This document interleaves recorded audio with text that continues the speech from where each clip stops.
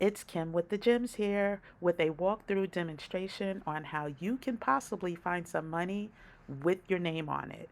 This was something I shared with my investment community a couple years back, but the information still rings true. So go ahead, give it a try, and if you have any luck, let us know in the comments Like I section. said, this is how I was able to find missing money that was due me and also other people that I've helped in our investing class who are very thankful that they too were able to find money, not only for themselves, but people that they know. So we're going to do a quick step-by-step process on how you can find money with your name on it. Potentially money you didn't even know that you were owed. I was able to find over $4,000 some years ago that I totally did not know was out there by making an investment many years ago.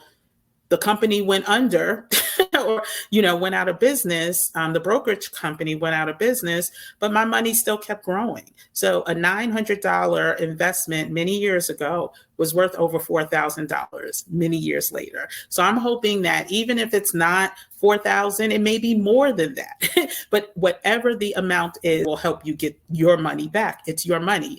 It's not anyone else's, and you need to get your money back. So let's go ahead and do a walkthrough on what you need to do in order to get your money, honey. So the first place you want to go is to unclaimed.org. Do yourself a favor, look for family members who may not have access to a computer or is not technologically savvy or may be ill and not able to. We went through a past few years of people just still recovering, right? And so sharing is caring, and I want you guys to make sure not only you but your entire circle and community is able to benefit and get their money back. So at unclaimed.org, which is governed by the National Association of Unclaimed Property Administrators. You could read through all of this information later, but we're just going to get to the good stuff. And so let's go down to select your state or province. So once we click that, it's going to give you the option to pick from many states. I am going to start with New York. I'll do two examples just so you can see the difference if there's any. But New York, once you click New York, it takes you to the state comptroller's page, which is, overseen by the New York State Treasurer. And it, shares all the good news that there's 17 billion in lost money and 1.5 million is returned every day. There's still 17 billion sitting out there.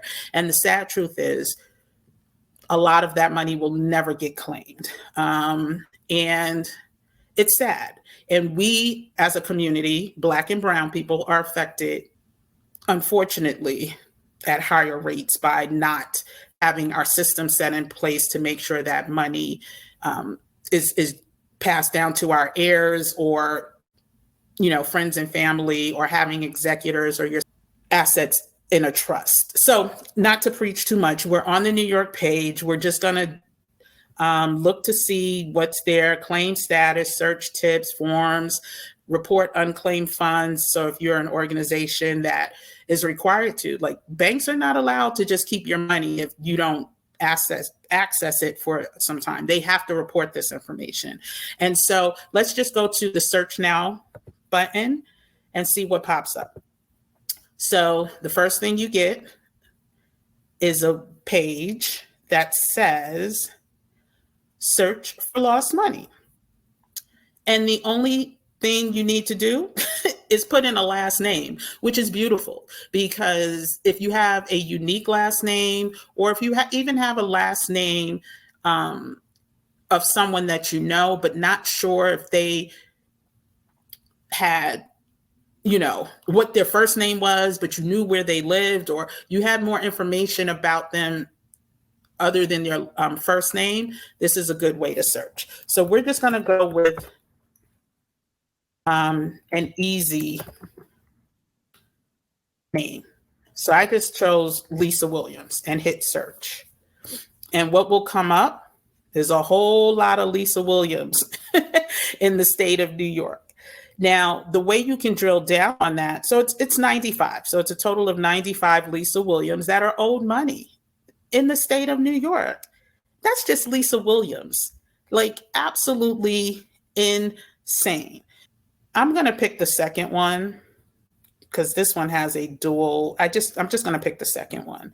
And if you choose claim, well, before I move on choosing claim, the good thing is when you're searching for other people's information, if you find this person and you know them, you don't have to call them. You can just share this information. If you have their email address, go ahead and send it. They'll know it came from you because you'll put your information here. You'll put you'll put their information here. You'll put your first name, your last name, and then your email address and hit send. And they will get an email sent to their email address with a link that, hey, someone has let us know that we owe you money or you're owed money. Here's the forms or here's the process that you have to take or the steps you have to take to claim your money. So let's go ahead and hit claim, see what comes up. And it asks you a few questions. Are you the owner? If you say yes, and if you ever lived at 325 East Park Street, you can go ahead and submit the claim online. There are ways to also submit if you are the heir, if you are the executor, if you are in any way connected legally to this Lisa Williams. It gives you more information about what is owed. It doesn't tell you how much, but it gives you more information.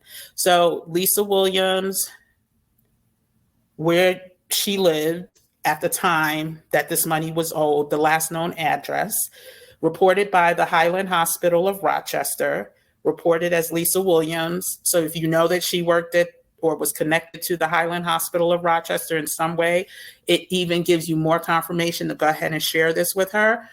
Or if it's you, who's owed the money, then it's more confirmation that, in fact, you are owed money. And it tells you outstanding checks issued to vendors and the year that it was reported. It also gives you a code that will be required when you fill out the claim.